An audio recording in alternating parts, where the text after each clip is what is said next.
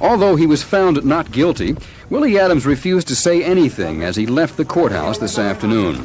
Judge Robert Bell, who heard the case without a jury, said that in listening to the wiretap evidence, it is easy to assume Adams knew of his nephew's lottery activity, but the judge said the law requires proof, not assumption. Well, the evidence, he said, reeked of something foul, but it was not proof beyond a reasonable doubt. The case against Adams began 5 years ago, when dozens of people, most associated with Adams for many years, were arrested and charged with operating an illegal lottery. Virtually all of them, except Adams, have been convicted or pleaded guilty since then. Investigators said the numbers ring was operated out of this home near Hanlon Park in West Baltimore, the home of William Pye Simpson, the nephew of little Willie Adams, who lived in the house next door on Carlisle Avenue. And investigators claimed Adams was the real ringleader. The wiretaps of conversations between Adams and his nephew constituted the main evidence against Adams, but a police expert's interpretation of those conversations left a reasonable doubt, Judge Bell said, about Adams's involvement. William Little Willie Adams, who has earned a reputation as a respectable businessman, philanthropist, and political leader, admits he started out in the numbers racket when he came to Baltimore as a teenager in 1929. Well, I only use it for a means of getting into legitimate business, and that's all. He later bought a bar on Pennsylvania Avenue, and eventually Adams owned the entire block. In 1951, when Adams testified before the Kefauver Senate Committee investigating organized crime, Adams went legitimate. The Park Sausage Company was financed by Adams, and so were several other legitimate business ventures, such as Metro Plaza in Mondawmin, which Adams bought with Irv Covens' son-in-law. The plaza obtained lucrative government leases during the Mandel administration, and such politicians as Mandel and Mayor Schaefer have benefited from Adams's fundraising and the votes provided by his political organization. In fact, Adams's political involvement is so widespread that most of the judges in Baltimore excused themselves from presiding over his trial. Only Judge Robert Bell volunteered. And now, little Willie Adams has beaten the odds again, shaking off the accusations made by the government investigation after a 5-year legal battle.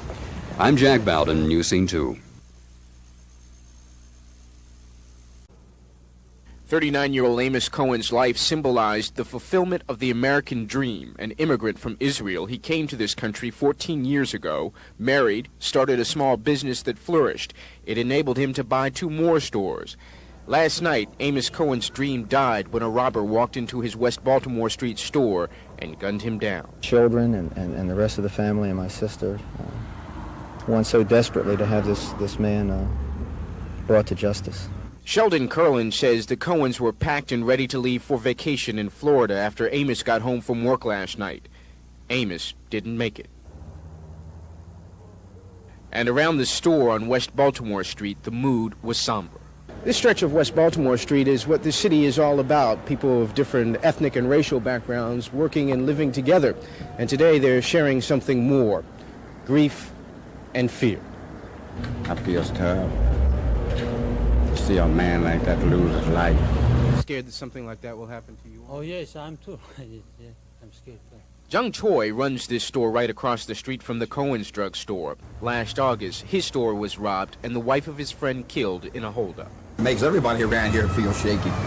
It's coming close to home. Last August there, over here last night, nobody's safe. Curtis Eccles reluctantly opened his store today. Eccles and Cohen's stores were the only ones on this block that stayed open past 5. Now Eccles says he's scared to stay open late.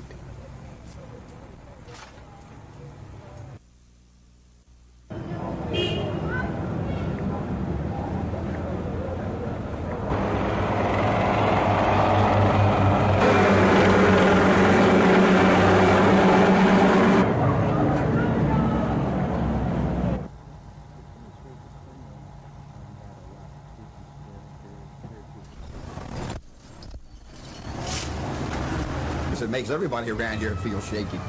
It's coming close to home. Last August there, over here last night, nobody's safe.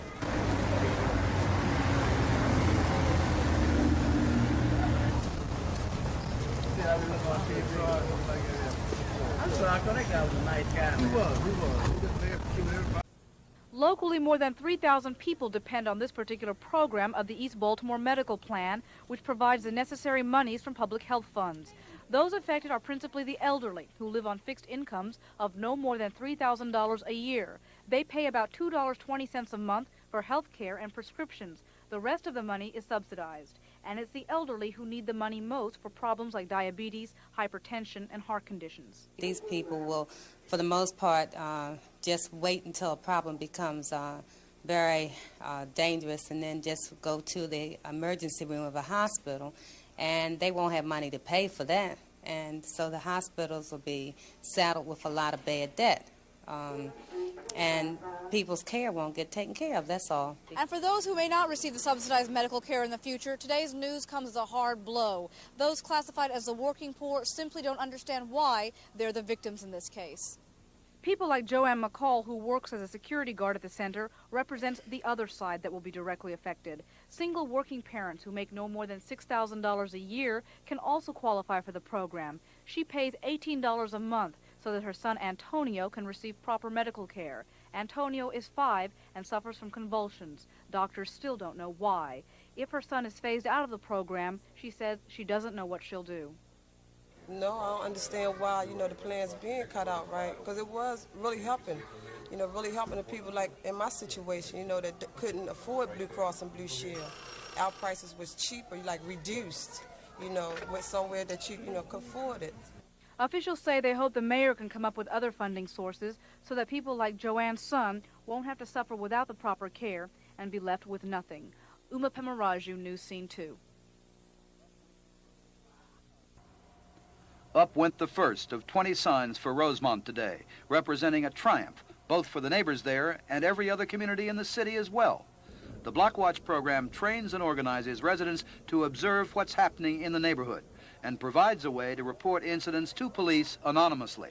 Well, it's like a little family now. We have a whole lot of like a cooperation with all our neighbors, and the whole community is very well cooperative. Plus, the Northeastern Police Department is very well cooperative with us too.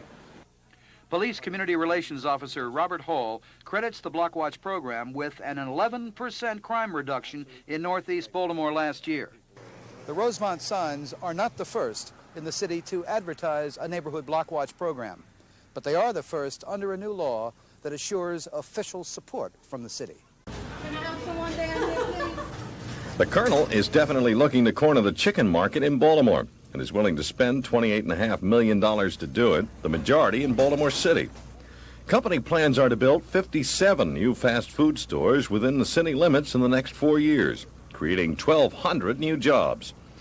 Kentucky Fried Chicken also plans to build 35 more stores in suburban areas, meaning another 500 jobs.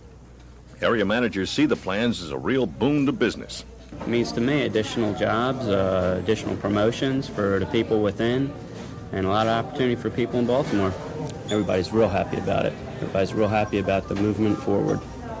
Until recently, expansion of the fried chicken business here was impossible. Geno's Incorporated controlled all the franchises. Well, Kentucky Fried Chicken got those franchises back, and today, if you'll pardon the pun, is making no bones about its expansion plans. Brad Ganson, News Scene 2. Ralph Hagenbuck lived here on Linwood Avenue until last Friday. That's when he let someone in he shouldn't have. The 77-year-old man was beaten to death. From what I saw when they brought him out, his face was bludgeoned. I mean, he was just beaten terribly. He had a big puncture, I guess you'd call it, in the back of his head where they had hit him with something. And some of the people who live in these homes tell me this area has also been the target of several robberies and muggings, but no suspects are in custody yet. And that's why some are moving, away from the corner where a mugging took place last week, away from a store robbed days ago. They're afraid it could happen to them. We're scared. So residents met with police tonight to find out why their area has been hit with 8 robberies and now a murder. This woman's home was ransacked. They dirtied the bed, they chased the animals over it. Everything was a mess for people getting in there, and I have evidence of it, and I have a girl who helps me with things when I'm not at home. And I had been at work when all this happened. I'd like to find out where the police are when a lot of these things go on. We are here. We. Uniforms, civilian clothes sitting out there. We're here. We're here together. Police promised to step up patrols in the area and continue using plainclothes detectives. But they asked residents to help too by keeping an eye on each other's homes. A home like the one where Ralph Hagenbuck used to live. Neighbors say they'll do their best. If I'm next to you, you can always call on me. Well, Ralph didn't call anybody. Yes, ma'am. But He didn't get the chance to call anybody. And some residents are already taking precautions against unwelcome visitors.